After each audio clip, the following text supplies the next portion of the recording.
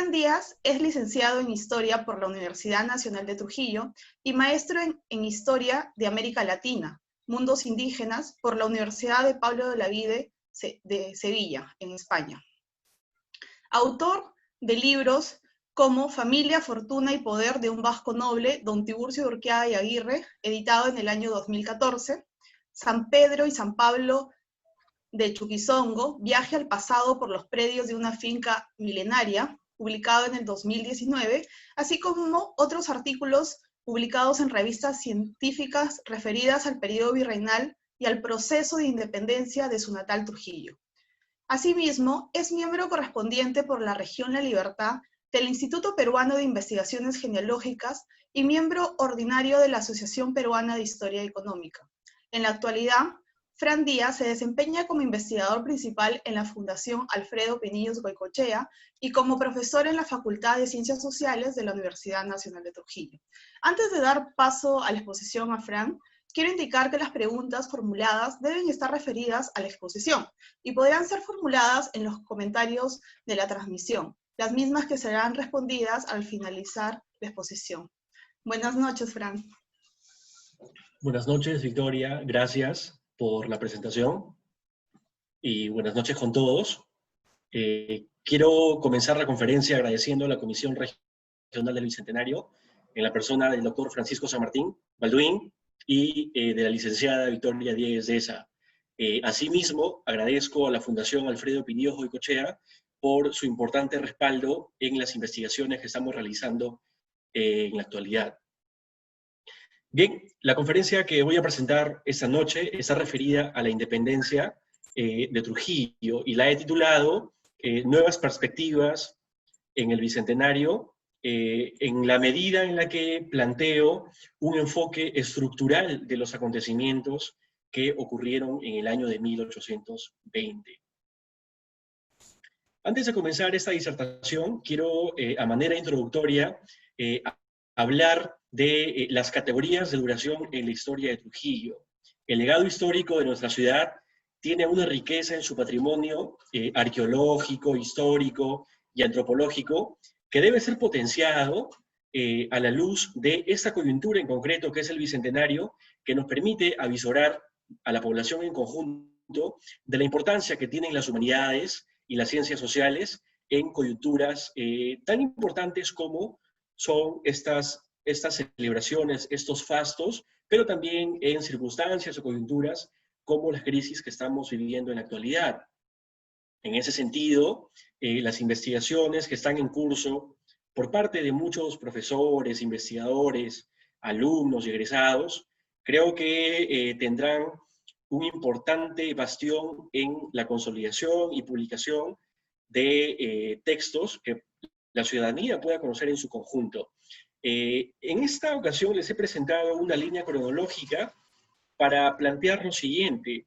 Trujillo, a través de su historia y todas las etapas que ha tenido, parece ser que tiene una filiación hacia la noción de las libertades. Si ustedes ven, en la época prehispánica, en la época virreinal y en la época republicana, parece ser que nuestros ancestros tienen en la carga genética un denominador común, que es la búsqueda de la autonomía, el disfrute de sus libertades, que se puede reflejar en los resultados que las investigaciones en los proyectos clásicos, en Chan Chan, y el proyecto Huacas de Moche, nos permite ver, ¿no?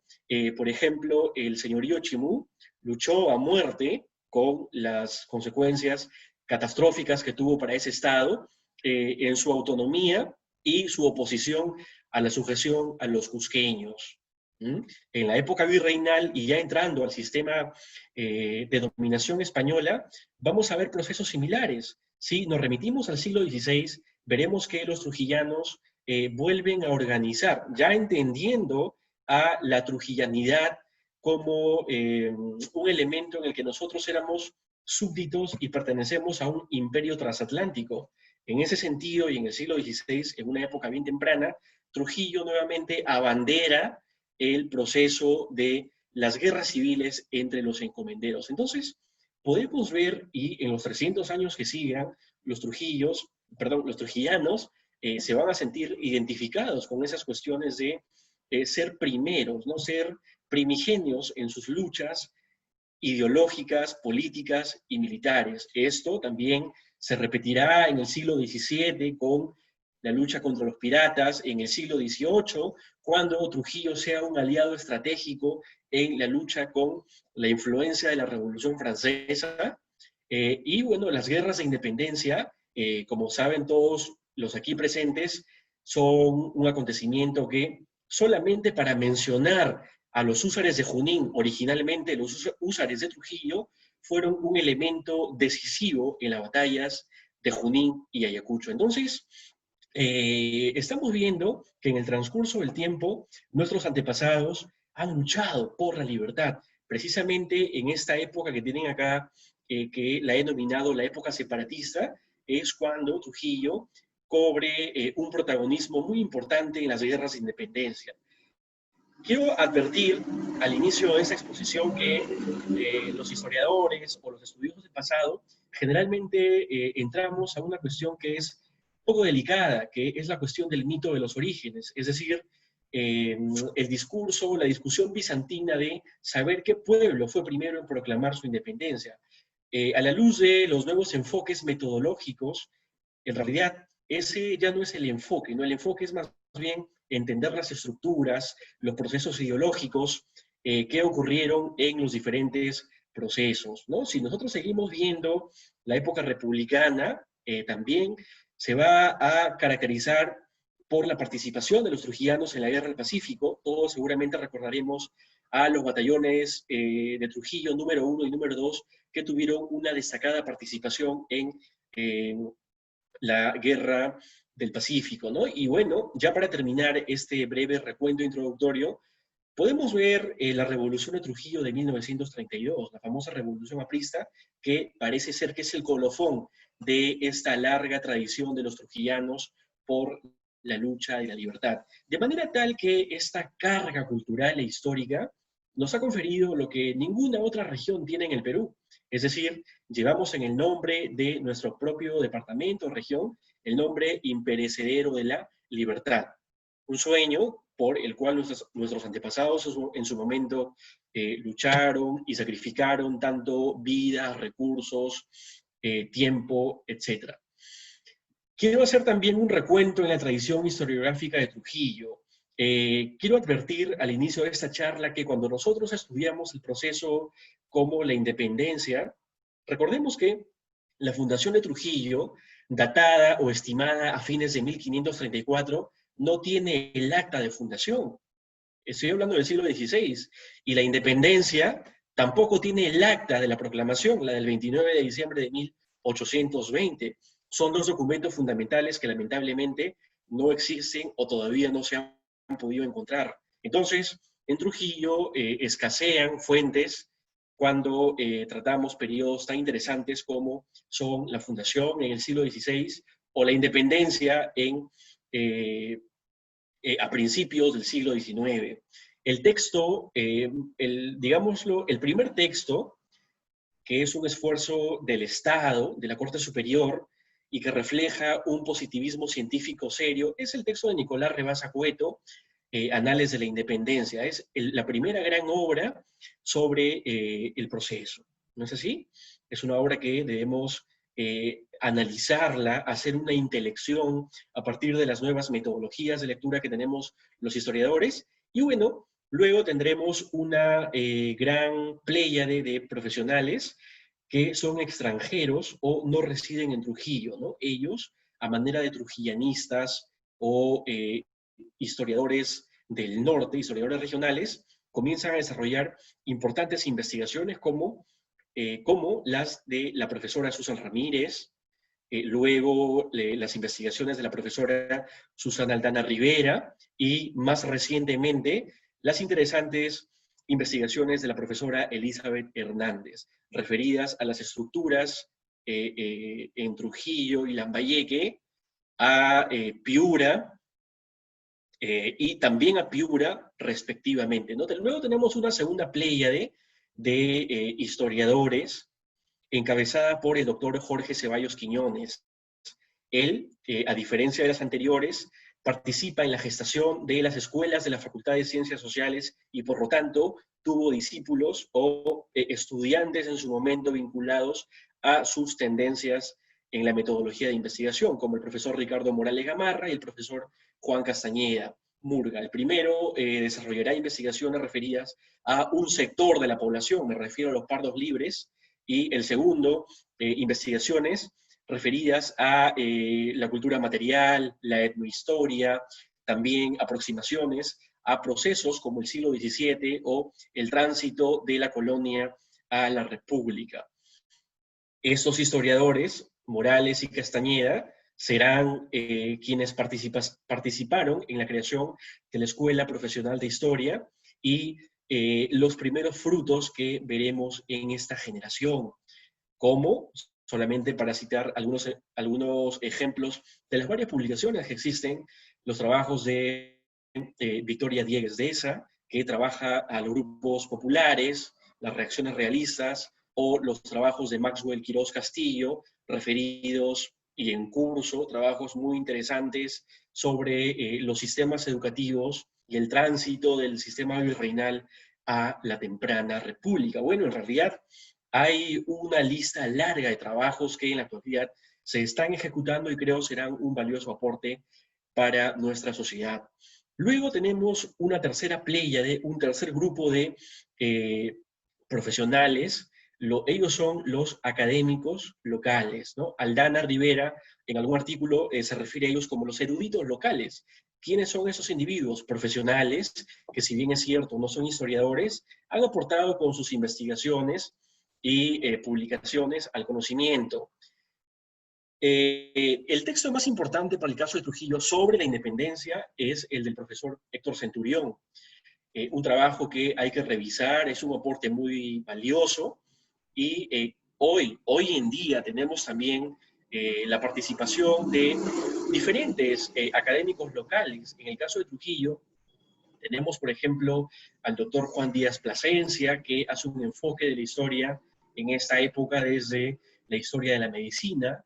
Recientemente, y hemos tenido la participación de los profesores Evelio Gaitán, Alejandro Alvarado Santillán, próximamente el señor Jorge Izquierdo Castañeda, que a partir de investigaciones en archivo, imitando la metodología de los científicos sociales, tienen datos importantes. Y esto es una pauta importante a la que está apuntando esta comisión, es decir, tener una comunicación constante con quienes formaron parte de la antigua intendencia de Trujillo, es decir, los saberes antiguos o los saberes de nuestros predecesores tienen que corresponderse, contrastarse, sopesarse, analizarse, pero también refutarse con las investigaciones que se lleven o se vayan a hacer. De manera tal que todo este corpus documental de publicaciones nos permiten adentrarnos a los estudios sobre la sociedad virreinal. Quiero resumir que Trujillo entonces cuenta con estudios y publicaciones muy interesantes que nos permiten entender cómo funcionó lo que los historiadores han denominado el periodo colonial o virreinal. Hay una discusión muy interesante sobre la cuestión de las acepciones, ¿no? Entonces, tienen ustedes acá un mapa del profesor Loman Villena que nos muestra la organización territorial del sistema de corregimientos. Pues, luego de la creación del virreinato en el año de 1542, Lima, como la sede, como la capital, tiene una serie de dependencias administrativas en todas y cada una de las provincias. En la época de los Austrias serán los corregimientos y en la época de los Borbones serán las intendencias. También tenemos un sistema judicial con la Real Audiencia de Lima, que tiene una serie de tenencias, una de estas situada en Trujillo con dependencias en todo el norte. También tenemos un sistema económico, las fuentes de riqueza, que deben ser también estudiadas, ¿no? Podríamos hacer tranquilamente la comparación con los sectores económicos primarios, secundarios y terciarios, y así tendríamos a las estancias, las haciendas, ¿no? las chacras, el comercio interno, el comercio externo, el comercio transatlántico, las minas, etcétera, etcétera, etcétera, ¿no? Pero también en esta época funciona un sistema cultural, es decir, en la trasplantación del sistema occidental a esta parte del mundo, antes con una ideología evidentemente prehispánica, incaica, que luego transmuta a una visión cristiana, católica, española, que tiene vigencia hasta el día de hoy. Eh, y esto nos sirve para hablar de los sistemas culturales escolásticos, de la ilustración, del liberalismo y otros muchos aspectos que no dejan de ser importantes y que desde la década de los 50 y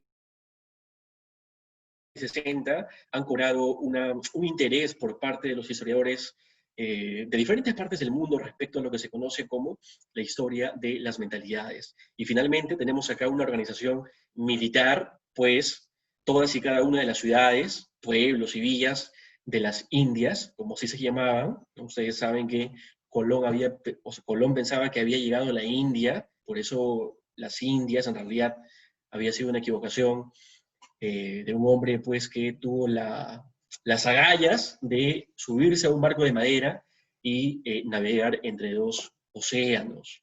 Entonces, la organización militar de las milicias, que son los cuerpos cívicos organizados, y de los regimientos fijos serán importantes para también medir el nivel de organización y defensa de nuestras sociedades.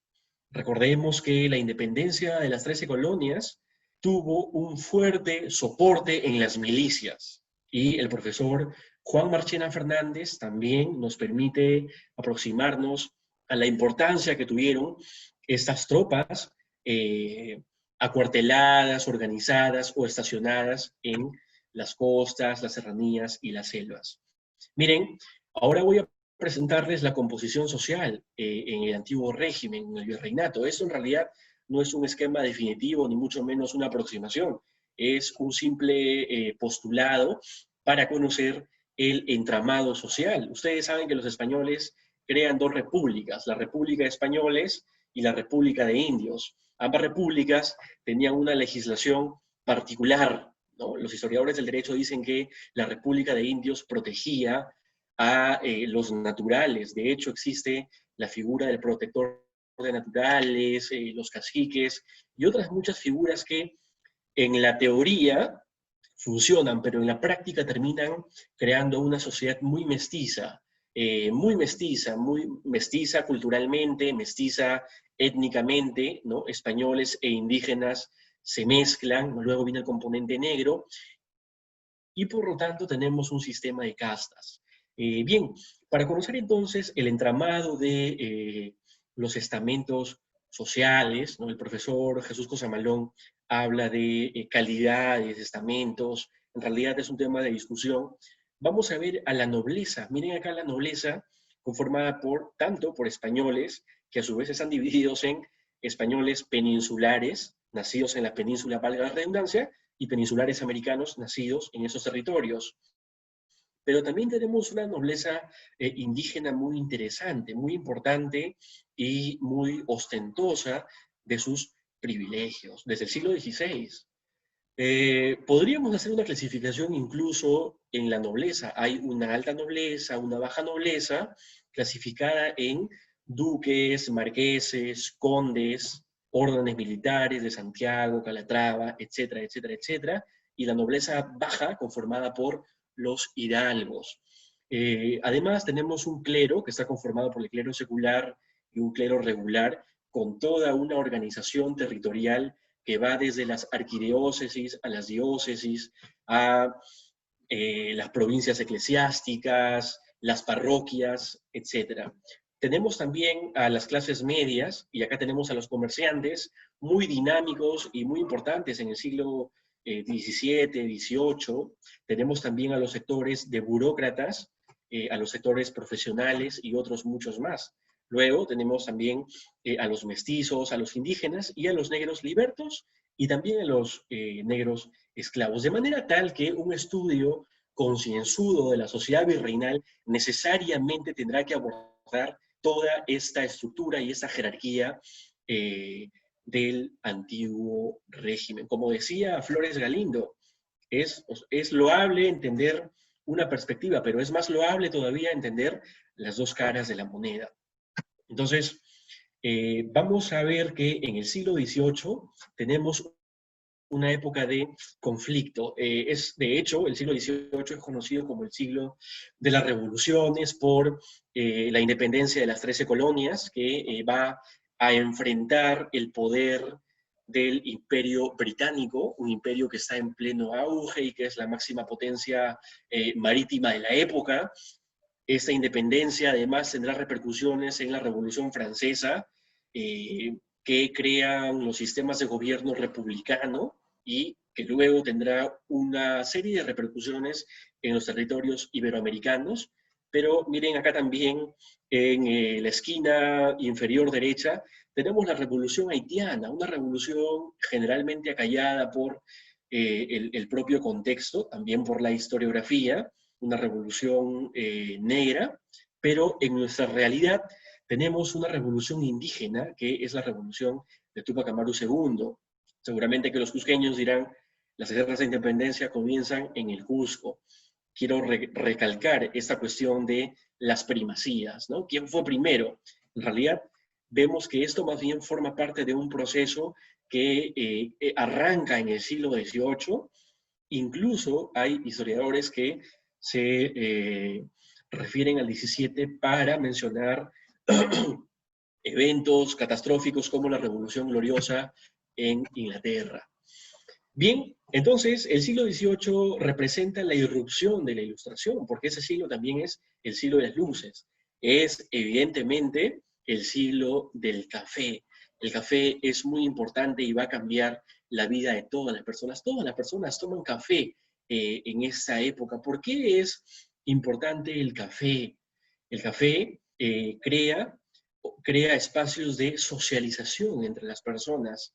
Por primera vez en la tradición de la vida cotidiana, las personas comienzan a reunirse en los cafés, conversan, discuten, debaten,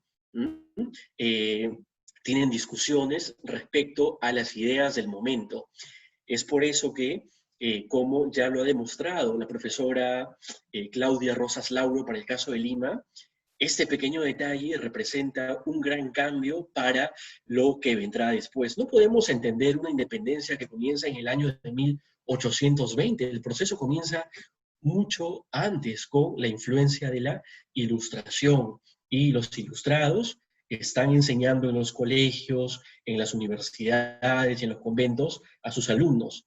Estos ideólogos como Toribio Rodríguez de Mendoza, para tomar un ejemplo, o Juan Antonio de Andueza, Chachapoyanos, donde se producía muy buen café, por cierto, están formando a los futuros próceres de las guerras de la independencia en los convitorios de San Carlos, tanto de Trujillo como de Lima. Entonces, es un dato a tener en consideración. El profesor Andreu García, por ejemplo, de la Universidad de Sevilla, con vínculos también en la Universidad Pablo de la Vida, dictaba un seminario sobre la historia del café, porque en realidad, ya para el caso de Trujillo, por ejemplo, nuestro colega Artur Quesada Sumarán ha demostrado algo parecido, pero para el tema de la carne, engloban y van conectando diferentes espacios. Bien, vamos a ver entonces que las reformas borbónicas crean la necesidad de un cambio. Quiero decir que los operadores políticos, como Areche y Escobedo, están impugnando, están señalando que el sistema de corregimientos estaba atravesando una fase de descomposición. Esto ya ha sido identificado por Loman Villena y Moreno Cebrián, quienes analizaron diferentes estudios de caso y llegaron a la conclusión de que los corregimientos estaban mal administrados, es decir, había una cuestión de malversación, negocios, etc. El caso más patético es el del corregidor Arriaga, que será justiciado y desencadena la revolución de Túpac Amaru. Bueno, en el caso del norte, por cierto, que también tuvo repercusiones de la gran rebelión de Túpac Amaru, busca conformar un espacio de administración. es decir, el sistema de intendencias, que será la Intendencia de Trujillo, que comprenderá 8 provincias o subdelegaciones. Las tienen ustedes en el mapa confeccionado por el profesor Nicanor Domínguez Faura, que son Trujillo, Huamachuco, Patás, Saña o Lambayeque, Cajamarca. En el año de 1787 se crea la subdelegación de Huambos y Chachapoyas. Chachapoyas es un corregimiento confederado desde la década de los 70 del siglo XVIII. Bueno, y Piura, que también es una provincia importante, y además de eso se agrega la gobernación de Guayaquil a partir del año de 1802, ¿no? 1806, en realidad, cuando se hace efectiva.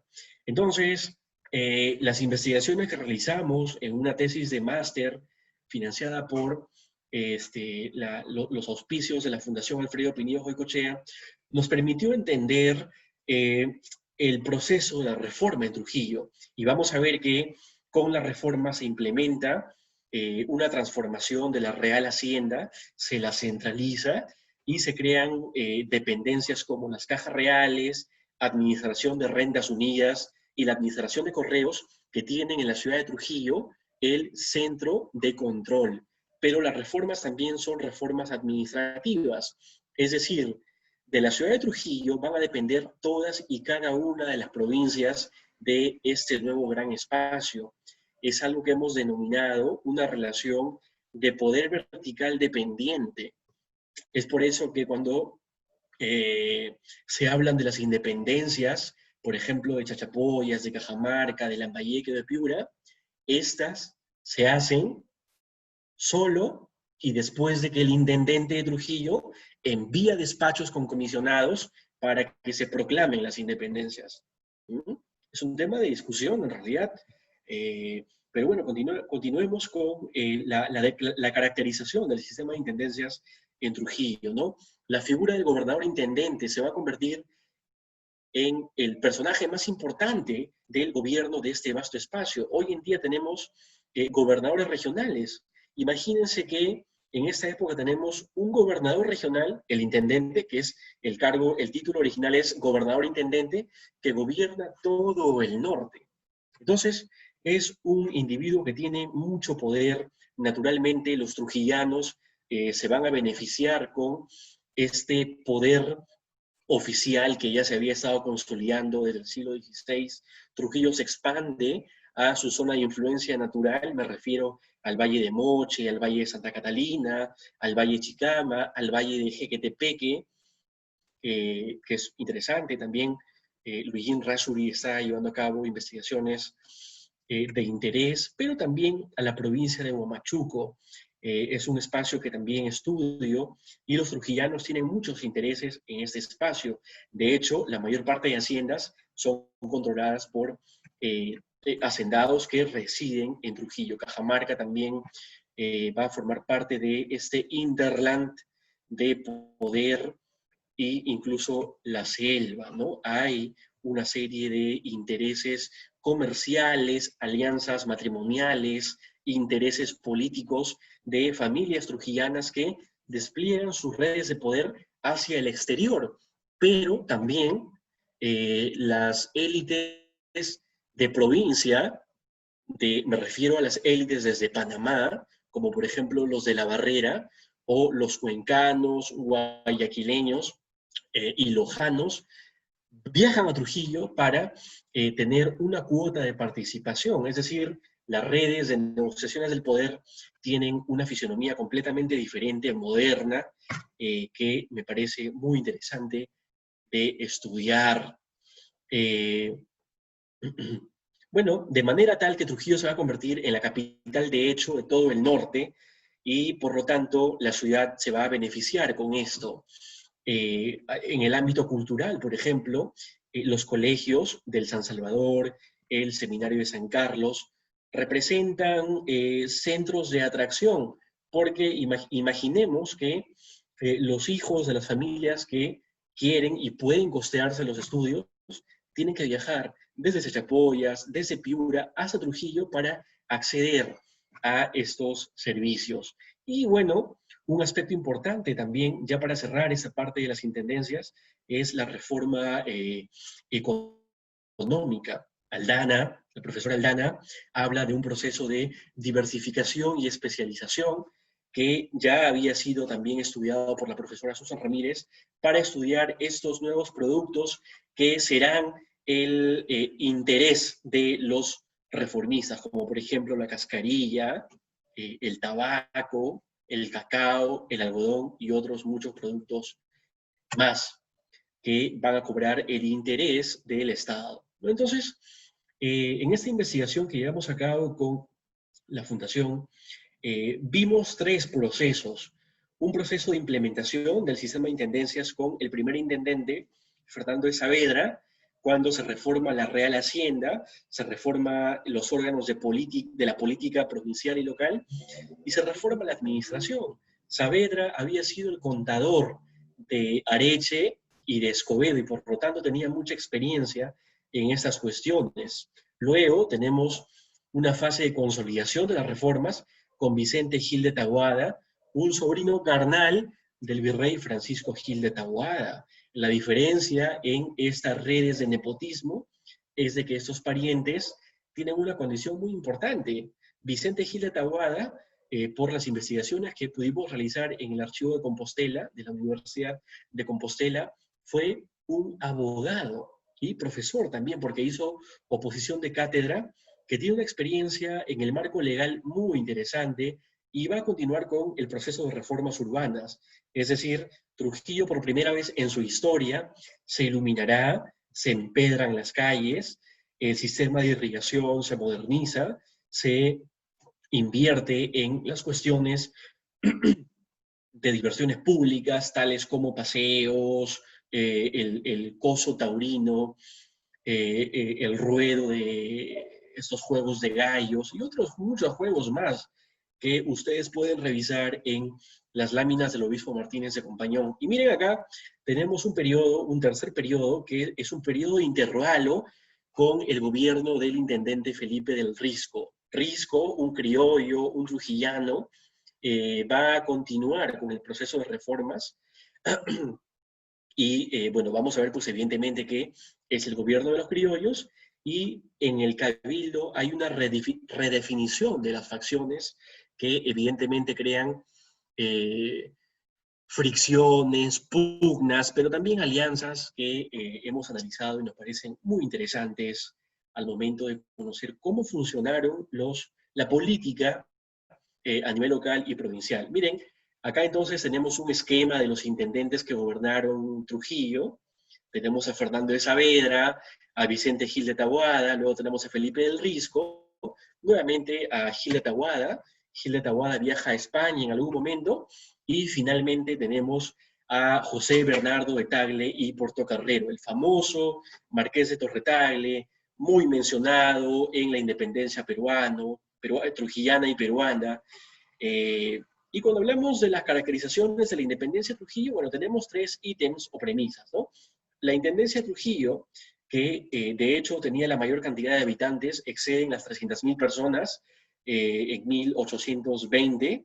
La proclamación de la independencia es una de las primeras en el virreinato peruano y de hecho es la primera entre los pueblos del norte, aunque evidentemente mi ánimo no es entrar en esa discusión del mito de los orígenes y de quién fue primero, ¿no? Y finalmente, la participación de José Bernardo de Tagle, el intendente de Trujillo. Ahí les he presentado un mapa de uno de los textos del profesor Marchena Fernández.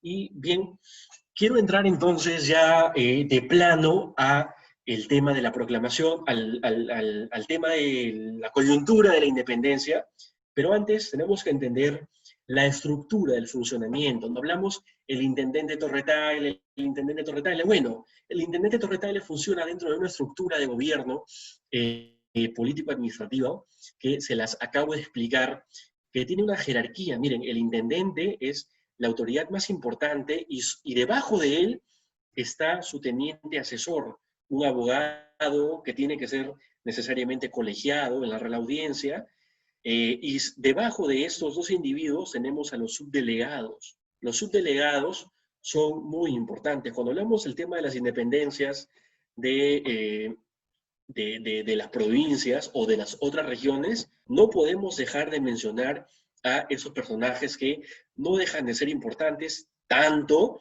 como los ministros oficiales y los cabildos locales. No es una cuestión de darle mayor preponderancia a tal o cual institución. Eso es una cuestión de un sesgo en la percepción en la aproximación de una investigación.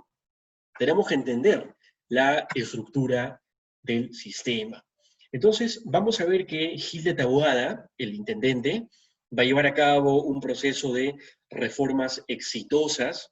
Trujillo representa un caso muy interesante de las reformas y sus efectos positivos, que ya se los acabo de explicar. Bueno, Vicente Gil de Taboada también va a participar en el periodo del constitucionalismo gaditano. ¿Ah?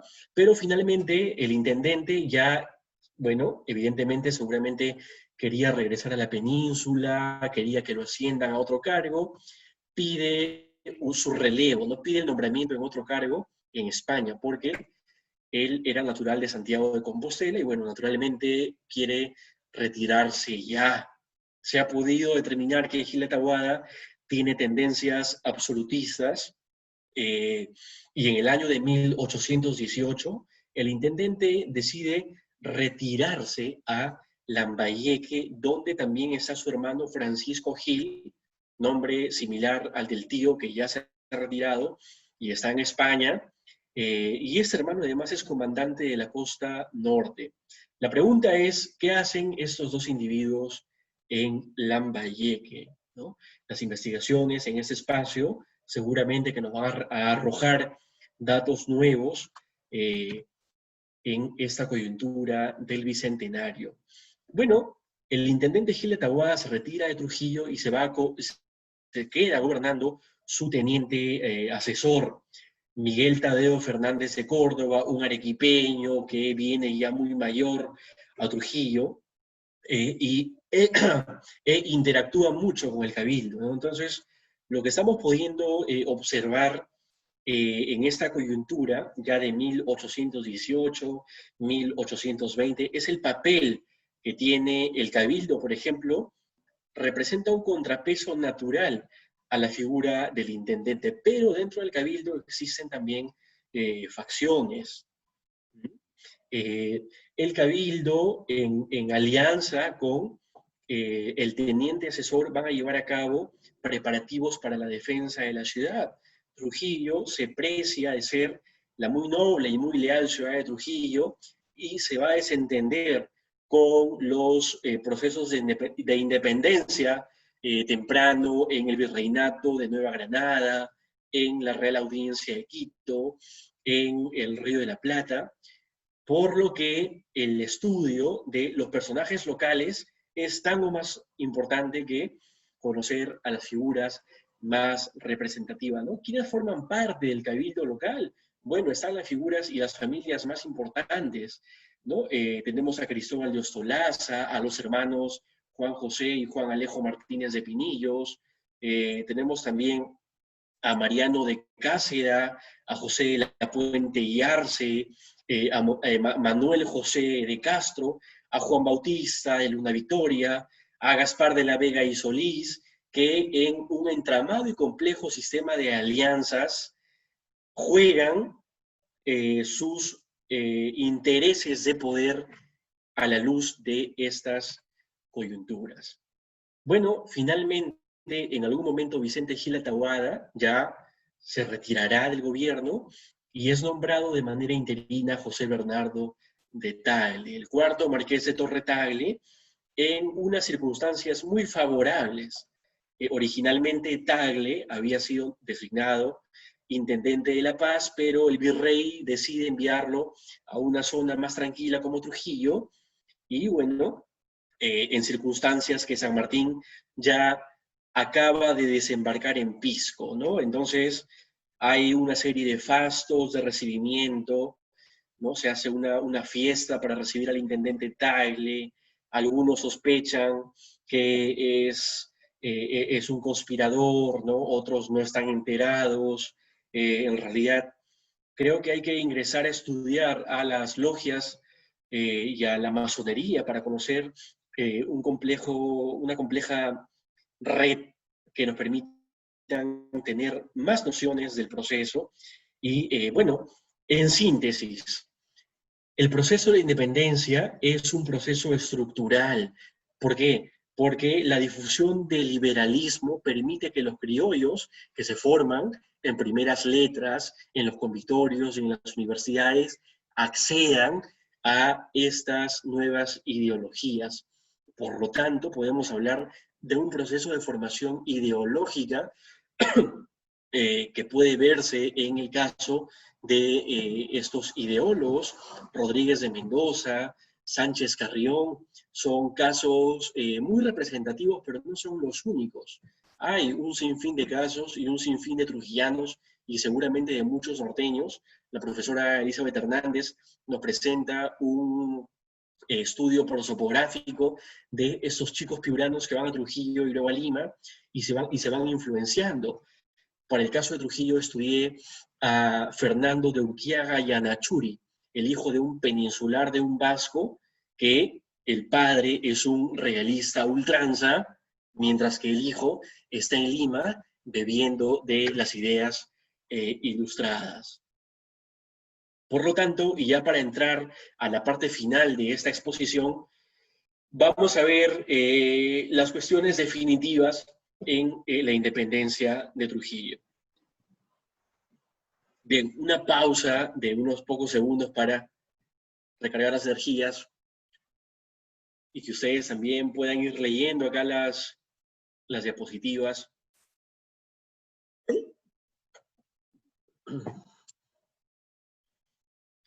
Vamos a ver que con la llegada del intendente Tagle inicia el proceso de la sedición. Hay un apoyo logístico secreto. El intendente Tagle, en sus correspondencias privadas, dice que fueron sus primos, el marqués de Bellavista, José Muñoz y Bernaldo de Quirós, y el mayorazgo de Facalá. Son los dos personajes claves, pero no son los únicos. Bueno, también, bueno, los historiadores en realidad hacemos una deconstrucción de todo lo que se ha escrito, ¿no? En algún momento llegué a identificar la verdadera residencia del marqués de Torretagle, no estuvo en la plaza, estuvo ubicado al frente de las paredes del monasterio de Santa Clara. Por una cuestión estratégica, Tagle estaba conspirando, no le interesaba ser el centro de atención de la vigilancia y del espionaje realista, y por lo tanto se retira a la cuadra 7 del actual Jirón Pizarro, ¿no? Es una publicación que pueden consultar en Academia Edu, del año 2014, publicada con la universidad.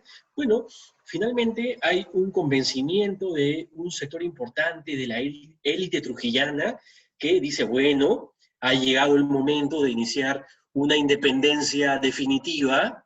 Los trujillanos han esperado muchísimos años a tener las circunstancias que les sean favorables. Veamos el caso de Cusco. Cusco representa un caso muy interesante de análisis. Cusco se lanza a los procesos de ensayo de las independencias con Cela, Payardele, Pumacagua. Finalmente esos golpes terminan muy mal. Parece ser que los trujillanos estaban haciendo una lectura de la coyuntura política y van a ser muy cautelosos a la hora de jugar sus cartas. Bien, ya para entrar a la parte final de la exposición, porque ya vamos más de 40 minutos de exposición en realidad, vamos a ver los acontecimientos y las fechas que todos los trujillanos tenemos que saber, ¿correcto? El día, bueno, diciembre de 1820 es el mes definitivo de la independencia nuestra, ¿no? Los lambayecanos dicen, no, nosotros fuimos antes, bueno, no interesa en realidad entrar a la discusión del mito de los orígenes, pero sí interesa discutir a la luz de nueva documentación. El 6 de diciembre se lleva a cabo una junta de notables en la que Torretagle expone la precaria situación militar en la que nos encontrábamos, y el obispo Carrión, José Carrión y Marfil, que es otra figura importante. La participación de la Iglesia es muy importante en el proceso del colapso del sistema virreinal y de la independencia, y el obispo trujillano, perdón, el obispo de Trujillo, tiene una participación muy destacada. Se enfrentan, discuten. Finalmente, el día 10, el obispo Carrión, temeroso de lo que ya se venía a venir, ¿ah?, le llama la atención a los regidores y luego pide su pasaporte para retirarse a Cajamarca sobre pretexto de llevar a cabo una visita. En realidad, el obispo Carrión y Marfil está buscando una retirada estratégica para contraatacar a Trujillo, ¿correcto? El día 21, el contraespionaje patriota descubre una sedición por parte del coronel español Carlos Tolrá, que había venido desde Quito con la misión secreta de deponer al intendente. Y acá quiero recomendar un libro que todo trujillano, que todo liberteño debe leer, que son Las tradiciones trujillanas, de Carlos Camino Calderón. Él tiene una tradición muy simpática que se llama El cigarro salvador de Trujillo, ¿no? Ya les hablaba hace un rato que el café merecería una tesis de investigación.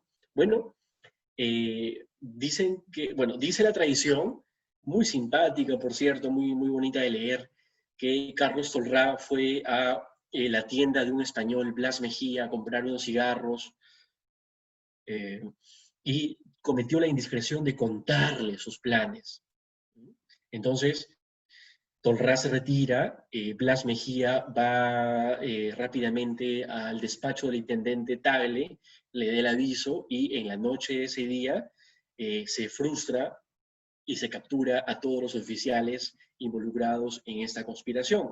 Carlos Tolrá dice la tradición que se esconde en las cloacas de la ciudad, ¿no? Un siervo, digámoslo, un dependiente de la casa de la condesa de Valdemar de Bracamonte logra ayudarlo a escapar. Vean cómo es que el entramado social participan comerciantes, participan sirvientes, participan nobles. Es un proceso en el que toda la sociedad está involucrada. Finalmente, Tolrá logra escapar, se va a la sierra, a Otusco, luego Cajabamba, luego vendrán las reacciones realistas y, bien, la independencia. Entonces, disculpen, quiero regresar al día 21 de diciembre. Ya el día 21, y esto es algo que dice el profesor Centurión Vallejo, Trujillo, de hecho, ya es libre. ¿Correcto? Bueno, pero como los trujillanos somos muy ceremoniosos en los fastos y protocolos, deciden llevar a cabo los 3 acontecimientos de la independencia, que son la declaración, la proclamación y la jura. ¿Desde dónde? Vean ustedes acá, tienen un grabado de León Sangrant, un viajero francés, que retrata muy bien el cabildo, ¿no? Torretagle proclama la independencia desde este balcón. ¿Ah? Pero antes de que ocurra ese acontecimiento fundamental, el día 24 hay una junta de notables cuando se declara la independencia. El día 29 tiene lugar el acto de la proclamación pública, el ritual litúrgico de la ruptura con España y el nacimiento de la patria. Es por eso que los trujillanos somos muy... presumimos demasiado, ¿no? Que nuestra independencia es muchos meses antes que la de Lima. ¿Mm? Y eso no es por una cuestión de una banalidad, ¿no? Sino que Trujillo y Lima tienen muchas características en común. Entonces, así como Lima compara a Trujillo, Trujillo también hace comparaciones respecto a la fundación misma, pero también a la independencia. Y finalmente, el día 6 de enero se va a llevar a cabo la Junta de la Independencia, que sellará de manera definitiva el proceso. En conclusión, vamos a ver una independencia aparentemente tardía, en realidad se había estado ensayando desde por lo menos 1808 como fechas de inicio coyuntural, y que tendrá un cambio definitivo en 1820, y luego Trujillo se convertirá en un bastión, bueno, en primer lugar, una zona estratégicamente importante para San Martín. San Martín lo dijo, Trujillo es su retaguardia fundamental. Entonces, también le permite acceder a ingente cantidad de recursos económicos. Se van a formar en Trujillo, me refiero a la intendencia, luego departamento, las fuerzas militares que luego partirán a las glorias de Junín y Ayacucho, en las que también, ya para terminar esa exposición, los trujillanos, nuestros ancestros, se van a batir con la caballería y las glorias que Andrés Rasurí ganó para este interesante espacio en las guerras de independencia. Muchas gracias.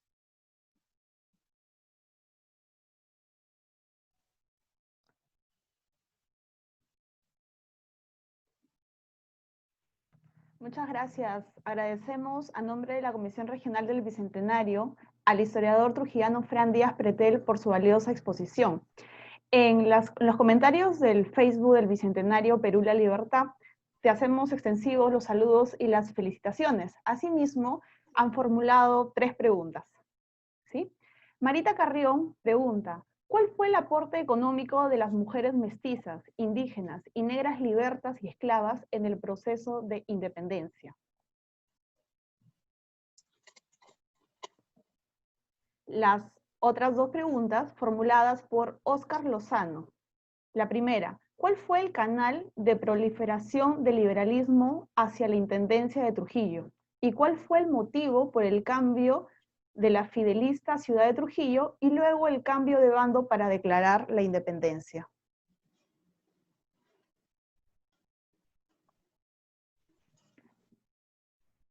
Pasamos a las respuestas, Fran, y luego te seguimos formulando otras preguntas que están llegando a la página de Facebook. Gracias por las preguntas interesantes. La primera, bueno, es una pregunta que está muy de moda últimamente, ¿no? Los estudios de género que nos permiten conocer la participación de sectores que habían sido relegados por la historiografía y por los estudios, en realidad. Bueno, la participación de las mujeres es tan o más importante que cualquiera de los sectores que les había presentado en el cuadro de la clasificación social, ¿no? Hay, en realidad, trabajos de investigación que deben y tienen que hacerse para conocer su participación. Esto, en realidad, puede verse desde la confección de los uniformes, las alpargatas, la preparación de las comidas, pero también, así como en el caso de Lima, los estudios ya nos han permitido conocer que incluso participaron en la logística del espionaje y el contraespionaje de los patriotas. Entonces, quiero recalcar que en realidad todos los sectores sociales deben ser estudiados, ¿no? La siguiente pregunta, el canal del liberalismo. Bueno, lo que decía en la exposición, ¿no? Los canales de socialización son estos nuevos espacios no oficiales, como los cafés, las tertulias, las reuniones, pero también los canales oficiales, ¿no? Vamos a ver que los profesores que están en los convitorios, en los colegios y en las universidades, están influyendo muchísimo a esta generación que luego tendrá una participación importante a la hora de la independencia, pero incluso los hijos de las familias que podían costearse los estudios, no solamente en Lima, ¿no? sino también en Europa, van a entrar en contacto con las logias, con las sociedades secretas, y vendrán influidos por las ideas de la Ilustración y el liberalismo, que funcionan a fines del siglo XVIII y principios del siglo XIX.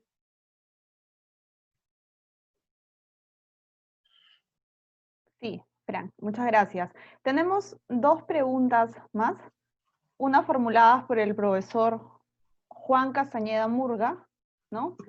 Consulta, ¿qué factores intervienen para que siendo Trujillo una ciudad leal por lo menos hasta 1819 cambie al separatismo? Y la siguiente pregunta, formulada por Javier Morillas, consulta, ¿qué papel cumple Guayaquil en la intendencia de Trujillo?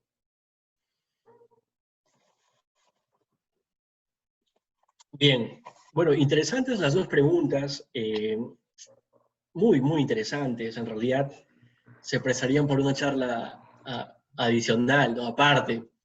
Pero en síntesis, los trujillanos siempre tenemos que saber lo siguiente, ¿no? Se nos acusa mucho de que, bueno, los trujillanos eran muy vinculados a el timbre de la nobleza, las tradiciones y su lealtad al rey, ¿no? Y esto lo he visto incluso en textos académicos. Dicen, ¿cómo es posible que los trujillanos cambien de un momento a otro al separatismo, a la rebelión? Pero es que no es una cuestión de un cambio de la noche a la mañana, es parte de un proceso que acabo de exponer, ¿no? Que es un proceso además estructural, ideológico, político, que además cobra mucha participación con las influencias de la política moderna que los trujillanos y los peruanos en general beberán con el liberalismo gaditano. Y bueno, respecto a la participación de Guayaquil, bueno, la participación de Guayaquil es trascendental. Hay movimientos de insurgencia tempranos en el año de 1809 y luego en el año de 1820 en Guayaquil y en Quito. Estas ciudades históricamente han sido opuestas, es algo que se puede ver hasta el día de hoy, ¿no? Eso lo sabemos perfectamente todos.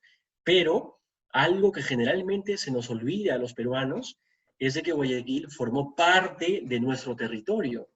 A partir del año de 1802, Real Cédula de Su Majestad, y 1806, cuando ya se integra de manera definitiva. Aunque la administración política, judicial y religiosa tiene una clasificación compleja que no quiero exponer acá porque tomaría un poquito de tiempo, pero sí, Guayaquil es el centro de la disputa entre los peruanos, me refiero a Tagle y Ribagüero, y Simón Bolívar. Cuando Simón Bolívar llega a la Real Audiencia de Quito, lo primero que hace es anexarse Guayaquil y los trujillanos perdemos un punto muy importante porque Guayaquil no solamente producía muchísimos recursos como madera y otros más que la profesora Laviana Cuetos expone en su magistral libro, sino que era el astillero más importante de esta zona del Pacífico. Entonces,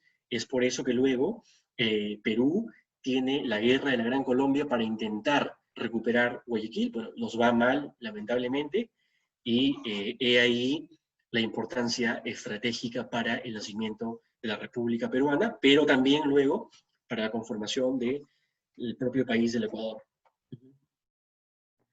Bien, bien, Fran, para finalizar la exposición, tenemos una última pregunta formulada por Marco Cortés García, quien pregunta, ¿qué papel jugó la hermana del Marqués de Torretagle, que fue una fiel realista?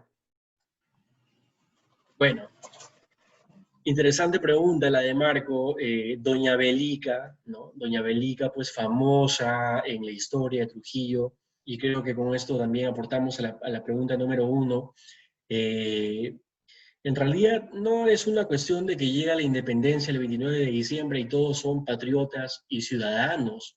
En realidad hubo mucha gente que no estuvo conforme con la independencia y doña Belica fue una de ellas, ¿no? Nicolás Rebasa Cueto precisamente nos habla de que esta señora fue realista a ultranza, ¿no? Al tuétano, vistió de negro hasta el final de sus días y nadie le podía decir nada porque era doña Belica, ¿no? Entonces, o sea, me refiero que era una señora muy importante, muy respetada, y vemos allí entonces la participación y la importancia de las mujeres, ¿no?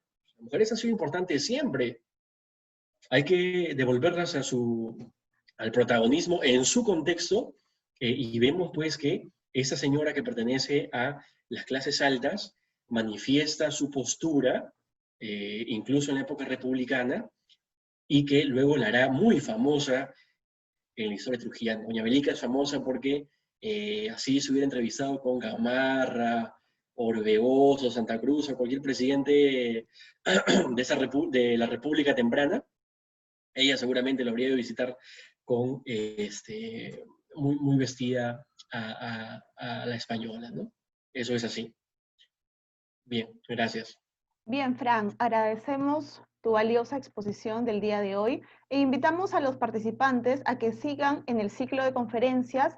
El día miércoles 1 de julio contaremos con la participación de Aladino Carvajal con su conferencia titulada Marcabal y Sartimbamba en la Independencia. Agradecemos nuevamente a todos por su participación.